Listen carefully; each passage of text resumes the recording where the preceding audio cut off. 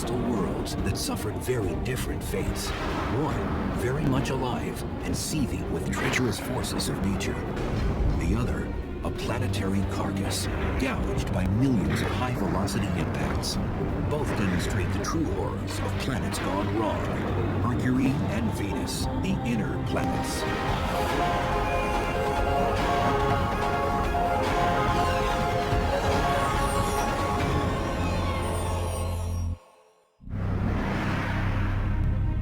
Along with Earth and Mars, Mercury and Venus make up our inner solar system.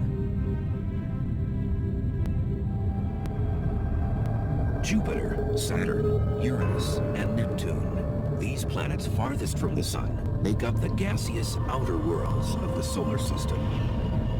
Over 4 billion years, the inner planets bound enough interstellar debris to become rock solid. Why do we study planets? Why do we study astronomy at all? We someday need to go beyond the planet Earth if we expect to survive as a species for a very long time. And we need to know what's out there and what the nature of the universe is. We're studying worlds where things are exotic, but the basic processes of physics and chemistry at work are really the same that we see here on Earth. Millions of miles separate us from our rocky cousins. But a tour around Venus and Mercury reveals a common DNA. We can go to Mercury and Venus and really look at these as places, as worlds with their own histories, and then contextualize our own planet's history. Venus is the 6th largest planet in the solar system. At its closest, it is 26 million miles away from Earth. A year on Venus lasts 225 Earth days. And if you weighed 150 pounds on Earth, you'd weigh 136 on Venus.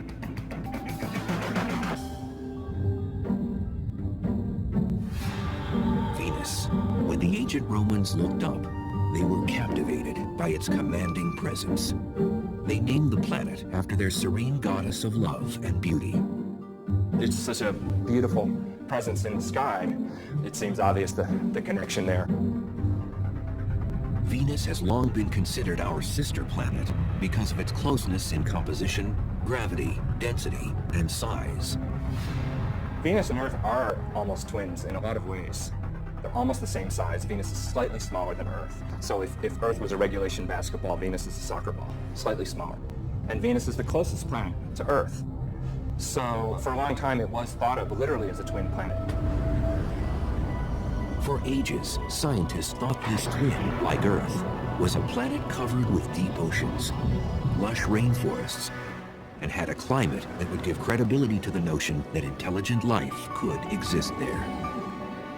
Before the space age, people thought it might be very Earth-like on Venus. But the paradox is when we actually got to Venus and started exploring it, the conditions there are so different.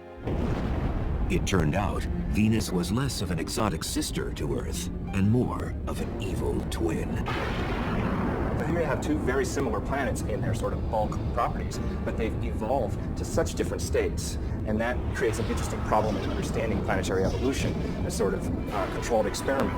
Take these two similar planets and let them go for 4 billion years, and then why do they end up so different? First, some of the basic differences. Venus has been hit hard with meteors. One so strong that some scientists think it may have reversed the planet's rotation. Venus has a very slow rotation, and it has what we call retrograde rotation. So it spins backwards compared to the direction of spin of all the other planets. Because of this retrograde rotation, the sun rises in the west and sets in the east. And the Venusian days are long ones. The amount of time from one sunrise to the next is about 8 Earth months.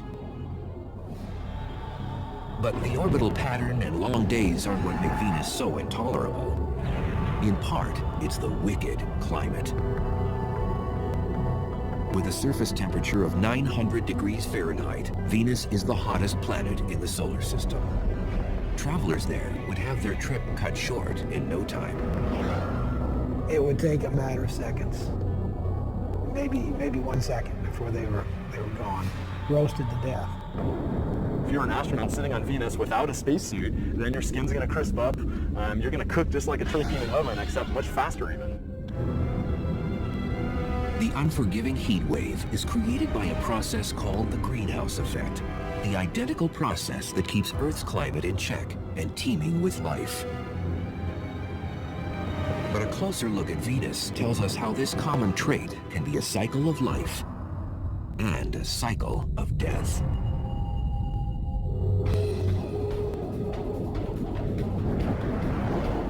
Today, our own temperature is on the rise, and scientists found the possible cause behind it up on Venus.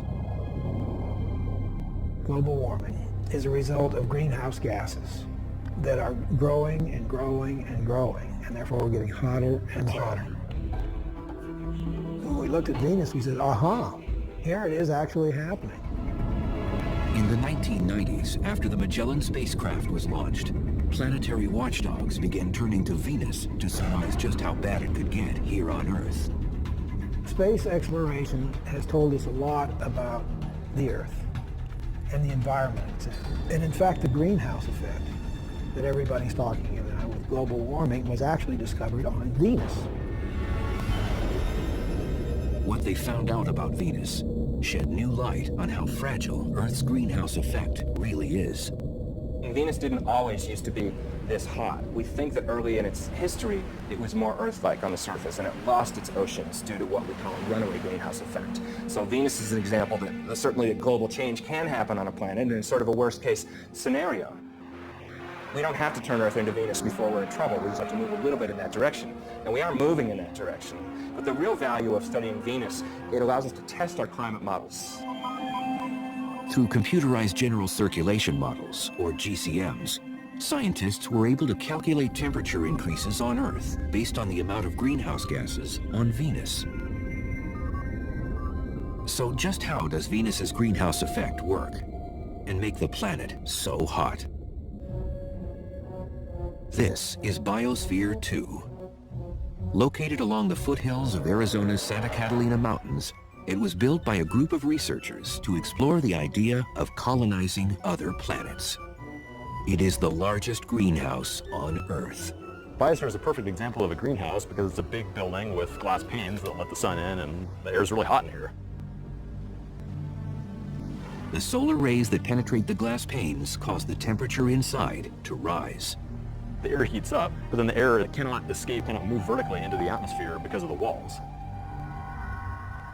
The windows trap the heat, warm the building, and provide the plants and trees with a livable climate. On Venus, greenhouse gases don't exactly trap the sun's heat, but they greatly slow the rate at which it can escape. The greenhouse effect on any planet is a situation where the surface temperature becomes hotter because of gases in the atmosphere that trap the heat while letting in the sunlight. These same greenhouse gases that would prove to be fatal to us on Venus are essential to life on Earth. Without the greenhouse effect, the average temperature would be far below freezing, the oceans would be totally or almost totally frozen, and it's not even clear if life would exist on the Earth. We talked about how hot it was, but why is it so hot? The answer has to do with the atmospheric composition. It's almost all carbon dioxide there. Carbon dioxide, or CO2, makes up 95% of the Venusian atmosphere. And that high volume of gas traps more heat. That's going to give you a strong greenhouse effect, and that's going to make it really hot. And that's why it's so hot on Venus. It's an extreme example of global warming. On Venus, volcanoes are the natural spring source for CO2 and other gases. It's a process atmospheric chemist Jeff Sutton studies on Earth at Hawaii's Kilauea volcano. Deep below the surface, atomic compounds ignite during volcanic activity to form CO2. The gas is born from the pressure created by the heat of molten rock, or magma. It rises towards the surface and reaches the summit magma storage complex. The pressure is decreased on the magma. And the effect of that is to allow gases that are trapped under the very high pressure to be released and bubble out. The Venusian surface would likely have cracks in the lava similar to these vents, where gases escape into the airstream. Somewhere between 8,000 and 30,000 metric tons of carbon dioxide boil out of the magma chamber each day. And it amounts to something on the order of 3.5 to 5 million tons per year. And that's just one volcano here on Earth. Venus has more active volcanoes, and that means more heat-bouncing gases. So all the CO2 just builds up in the atmosphere on Venus, which just makes it hotter and hotter. The 900-degree heat isn't the only trait that makes Earth's twin seem a menace.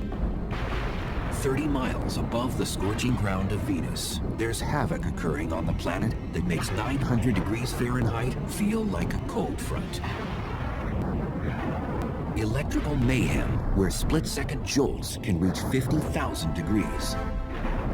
Each spark of light contains 100 million volts of electricity.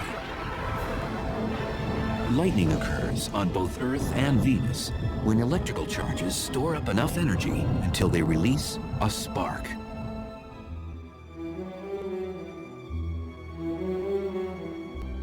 Mears Oppenheim teaches planetary physics to students at Boston University.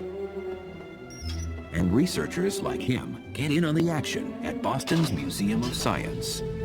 In their caged lighting exhibit, 30-foot-high domes motor up to simulate how lightning is generated on Venus. And then, it's showtime.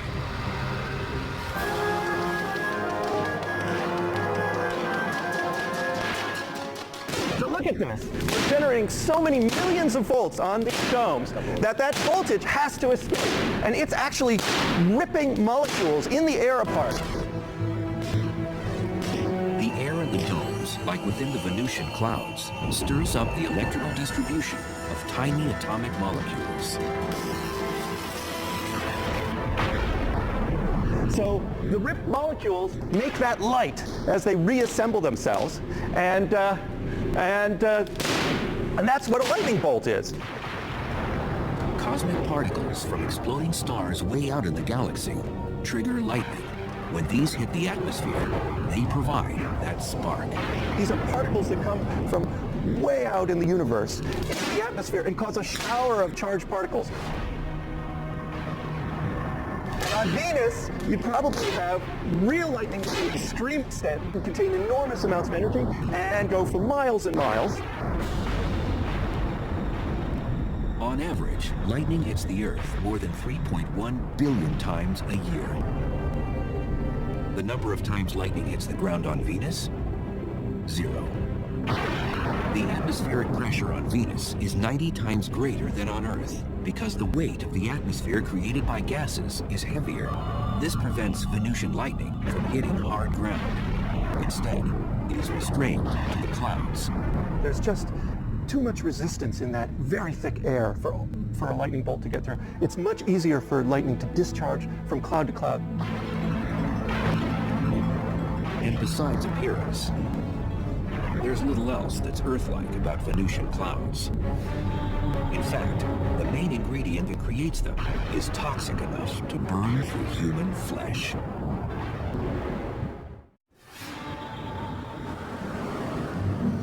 From Earth, you might be able to see Venus twinkle in the morning and evening skies like a star.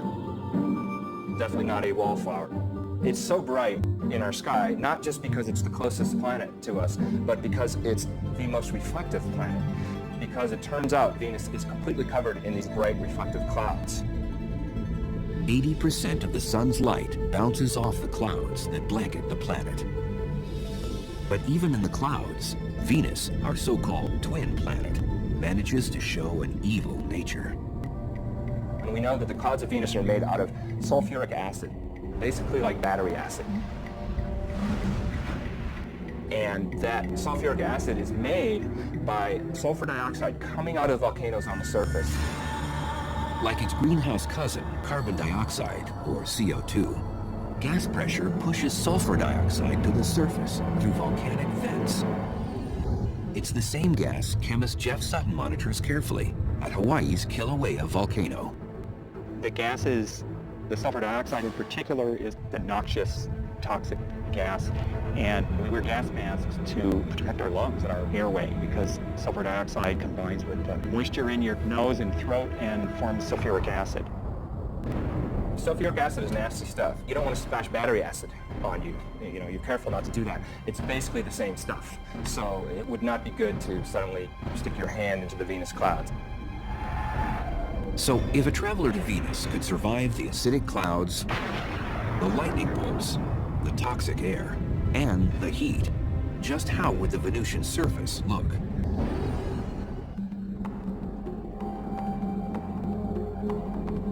Volcanologist Jeff Burns with the United States Geological Survey, or USGS, circles the globe to understand what drives volcanic activity on the inner planets. When Burns imagines the surface of Venus, he considers the dark, eerie wasteland of Kilauea's lava fields on the big island of Hawaii.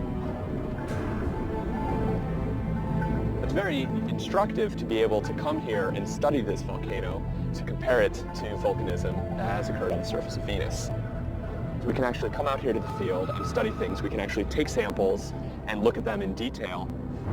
Geologists expect the amount of volcanoes on Venus far outnumbers the 1,500 or so on Earth. Some estimates range from 100,000 to over 1 million volcanic features on Venus. With that many volcanoes, lava rock makes up 70% of the Venusian surface, just like it makes up much of Kilauea's terrain. The ground becomes solid when the lava cools into hard rock. Having rock on Earth is our best analog for trying to understand rocks on the other planets. Basaltic rocks are the most similar to the Venusian plains. Basalt is the most common type of lava rock found on Venus and throughout the inner solar system. The minerals freeze into glass and small crystals, a total transformation from what lava looks like when it streams out of the volcano. When lava is actively flowing across the surface, it's incandescent. It typically looks red. Now, quickly it'll form a silvery sheen over the top of it, and then over a period of a few weeks, will turn black, such as lava we see around me here. At 5 miles high, Lat Mons is the largest volcano on Venus. And it's left some tremendous lava channels in its wake, just like Kilauea did. Now, as you can see, the structure, we have levees here on the sides, and then internal structures as well. This is similar, perhaps, to how large channels called canali formed on the surface of Venus. However, they formed at a much larger scale. Large enough to create seemingly endless miles of canali across the Venusian landscape.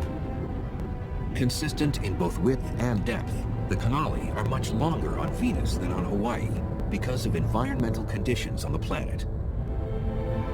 The dense atmosphere and hot temperature slows the magma from cooling into solid rock. And with little wind and no rain to further cool the magma, lava can cut through the surface for months after an eruption before it hardens.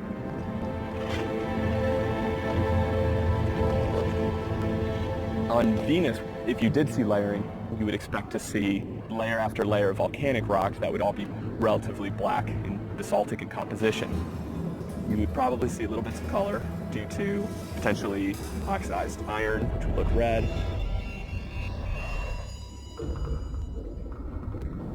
Typically, basaltic lava flows are glassy enough that, in fact, you would actually cut your hand. They can be extremely sharp. They tend to quench and form glass.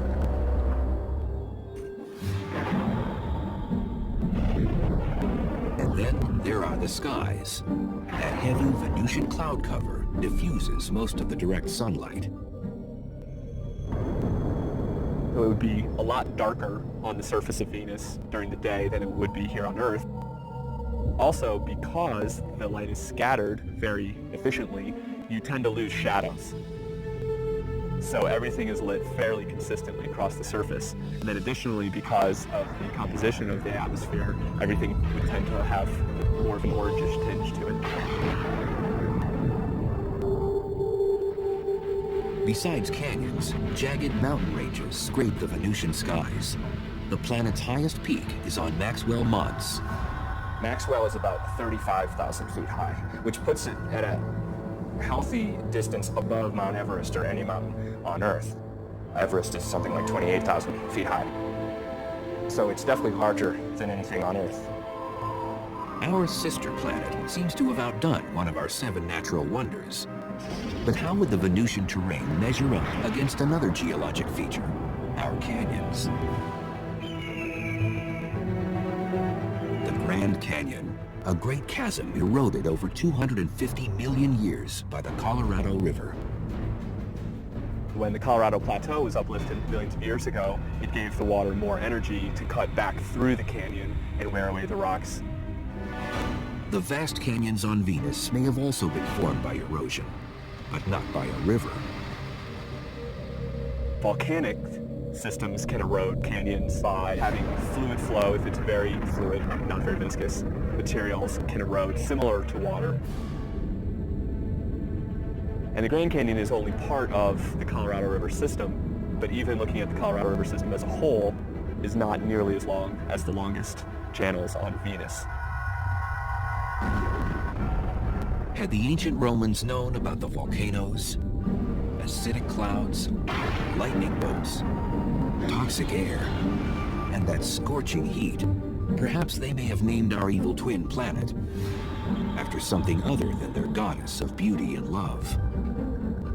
There's irony there because, of course, the Greeks and Romans didn't know anything about the conditions on Venus, and then here we are a couple thousand years later, and we're actually exploring this place, and, well, it's not quite so nice according to our taste. But how do the dangers found on our sister planet compare to the cosmic violence on Mercury?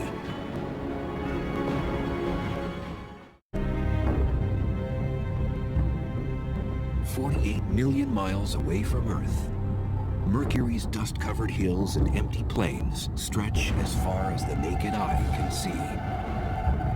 It's a colorless body. It does not have really any colors like you see on Mars or the Earth or even Venus for that matter. Dr. Robert Strong, with the University of Arizona's Lunar and Planetary Lab, has been a chief authority on planetary geology for more than 35 years. Mercury's the innermost planet, and it's quite different than anything else in the solar system.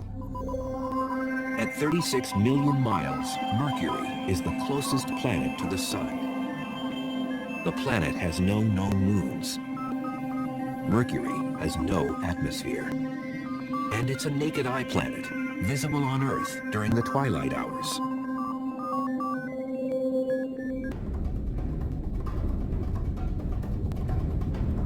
With a diameter 60% smaller than Earth, Mercury is the solar system's scrawniest planet.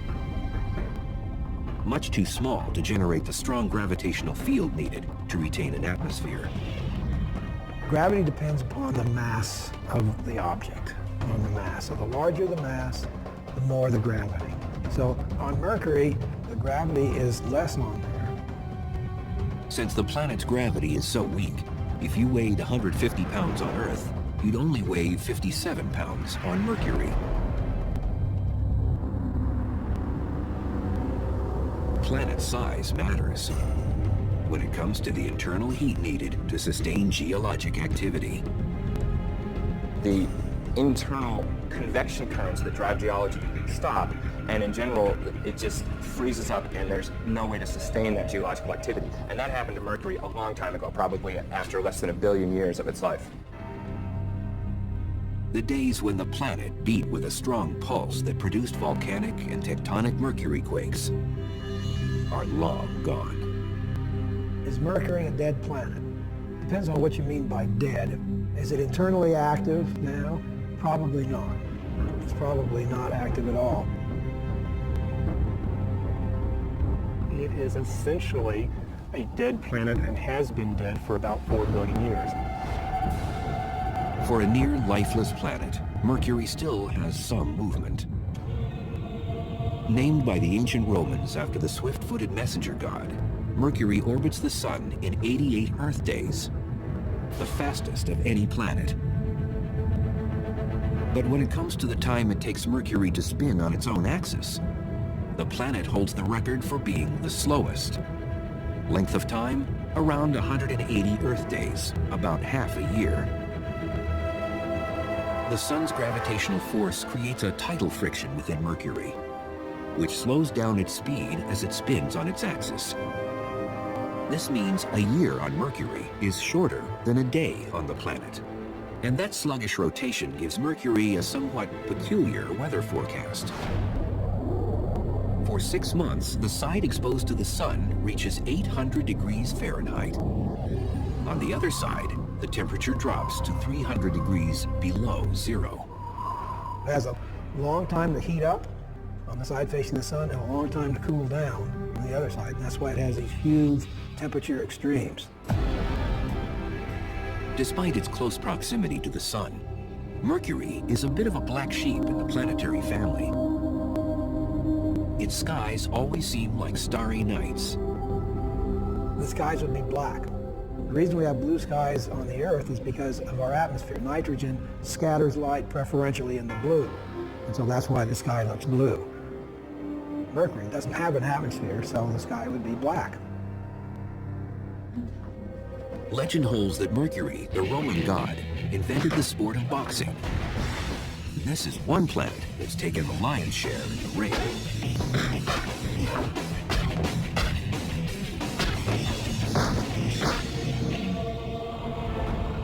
Mercury has had millions of meteors and asteroids explode on its surface because it doesn't have an atmosphere to protect it. Our atmosphere guards Earth from most impacts, like a force field.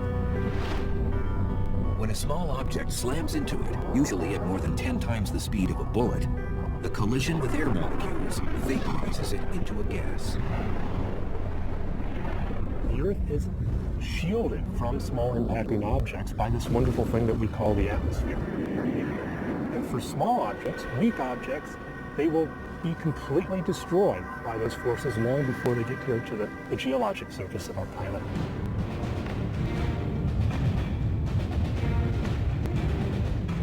On Mercury, without that atmosphere, the asteroids and meteors smack down at full throttle. This makes Mercury the most heavily cratered planet in the solar system. You cannot take a step on Mercury without encountering an impact crater. Back in 1974, the Mariner 10 space probe mapped half the planet's surface, including the largest crater ever surveyed in the solar system. The most prominent feature is a feature called the Caloris Basin, which is a very large impact crater that is about maybe 900 miles in diameter. 900 miles in diameter. That's a couple hundred miles broader than the entire state of Texas. Researchers speculate the iron meteorite that made that impact stretched for more than 60 miles before it crashed into the surface. Moments after impact, seismic waves converged at the antipodal point, the spot on the exact opposite side of the planet. The seismic waves, the shock waves from this thing traveled and they've concentrated simultaneously around the other side of the planet and literally shook apart the surface. The seismic turbulence jumbled up the crust and twisted the terrain into unusual rock formations. There's all this weird terrain. In fact, the technical term is weird terrain. Because you look at it and it's just weird. It's jumbled up and hilly and doesn't make any sense according to most geological activities. It's just very rough and looks as though somebody kind of scooped up the surface and just kind of dropped it down. Pre-existing craters suddenly became crude hills, some 6 miles wide and a mile high. In fact, the amount of surface elevation could have been on the order of a kilometer or two in just a few seconds. It would have been horrendous. Scientists have no way of knowing exactly when the Caloris impact happened, but they can surmise one thing. If an asteroid the same size crashed into the Earth, the impact would be catastrophic and wipe out human civilization.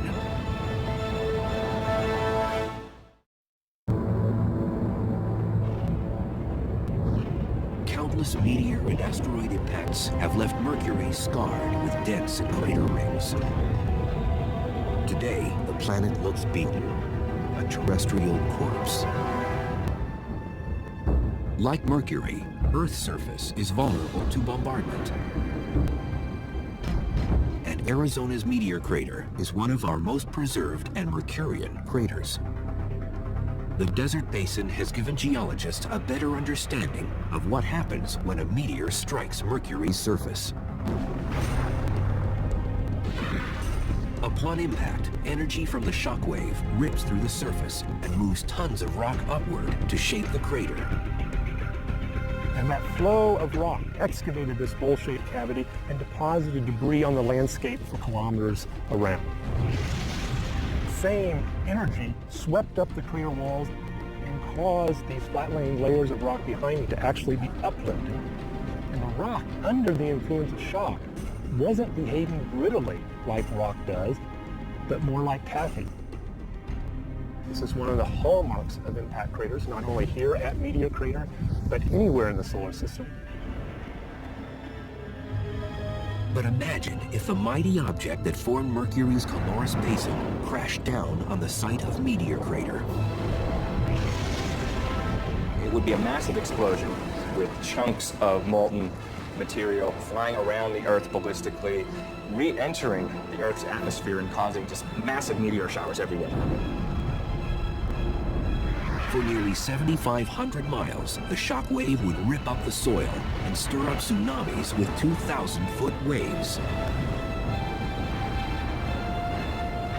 Massive tsunamis propagate around the Earth and inundate much of the world's coastlines. It would flatten Las Vegas, Nevada, the cities of Salt Lake City, Utah, San Francisco, California, and Los Angeles would vanish in a split second. Shock waves from the impact would propagate through the solid Earth thousands of miles from the site of impacts like that. Those seismic waves would converge at the impact's antipodal point, off the coastline of Africa's Madagascar, at the bottom of the Indian Ocean. Suddenly, a mountain range would explode through the ocean floor and crash up to form that weird Mercurian terrain. Like an unbelievable earthquake, probably everywhere on Earth for an object that large.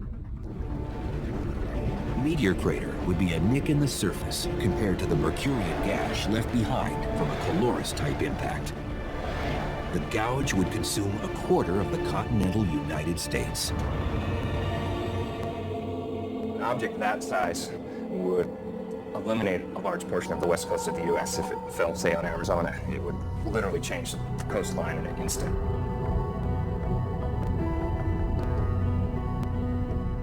Back on Mercury, those craters give it an iconic stature in the solar system, and some of these pockmarks harbor mysteries.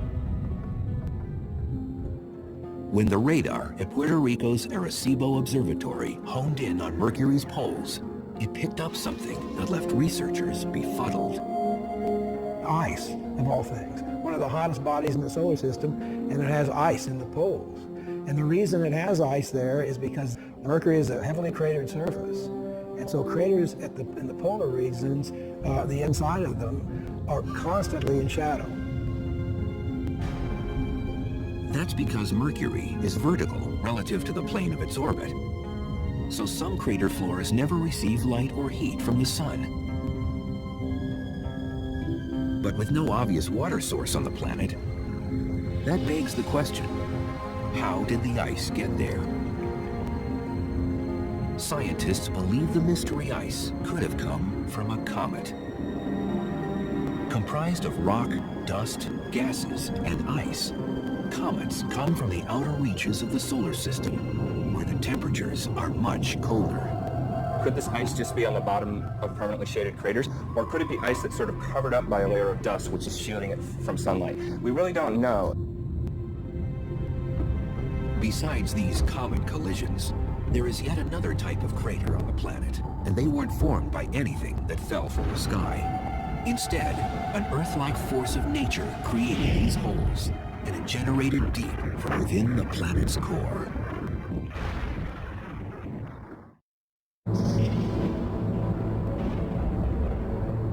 Mercury. A closer look at its terrain by scientists reveals that some of its craters could have been formed from something other than asteroids, comets, and meteors. We do understand that the dominant geologic process that affected Mercury, at least Mercury's surface, is impact cratering. The second most important geologic process to affect Mercury is volcanism. Although we haven't seen any definite evidence of volcanoes on Mercury, we do expect that there have been volcanic eruptions in the past.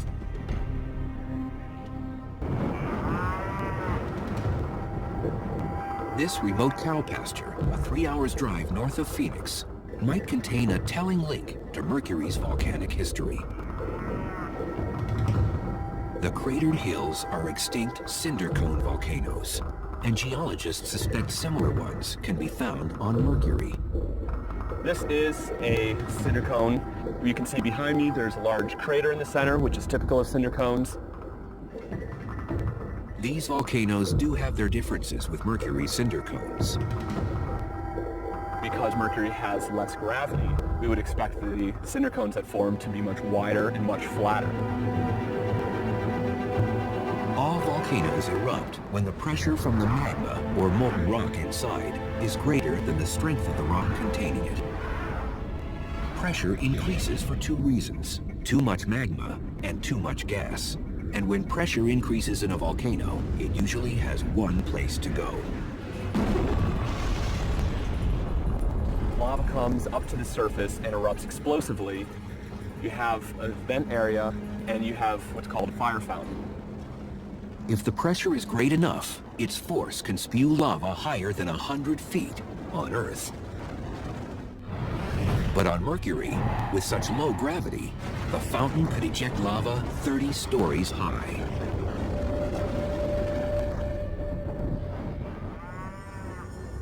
While these cinder cones in Arizona may illustrate our shared volcanic heritage with Mercury, to witness an eruption there firsthand and watch the cinder cones form would be a whole other experience. First, without an atmosphere, a plume of ash and smoke and debris wouldn't billow across the landscape. That material would go into essentially a vacuum of space because Mercury doesn't have an atmosphere, so that material would break up much more. Also on Mercury, you wouldn't be able to hear the loud eruption. Since Mercury has no atmosphere, there's no way of transmitting sound. So if you were on Mercury and playing a guitar or a ukulele or a piano, you would not hear anything because there is no atmosphere to transmit that sound. So it would be just complete silence. Back in 1974, Mariner 10 surveyed only 45% of Mercury's surface on a flyby mission. 30 years later, NASA launched the Messenger spacecraft. The satellite will map the entire planet and transmit data to eager scientists with a deluge of unanswered questions. I want to see the other side. I don't know what's over there, and that's been bugging me for 35 years. Is it like the side we saw, or is there something very unusual and different? But even with resources being earmarked for future exploration of this rumpled dwarf in the solar system, exactly how different or similar we really are may be left up in the air.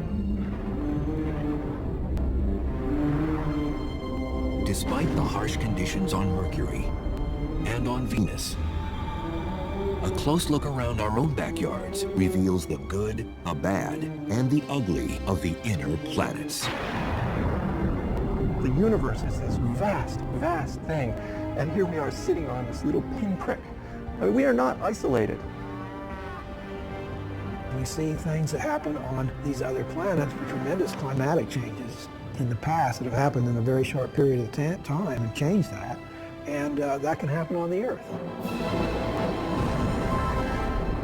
Ultimately, it enriches our knowledge of who we are and how unique and how rare an environment like ours and even creatures like us might be in the universe.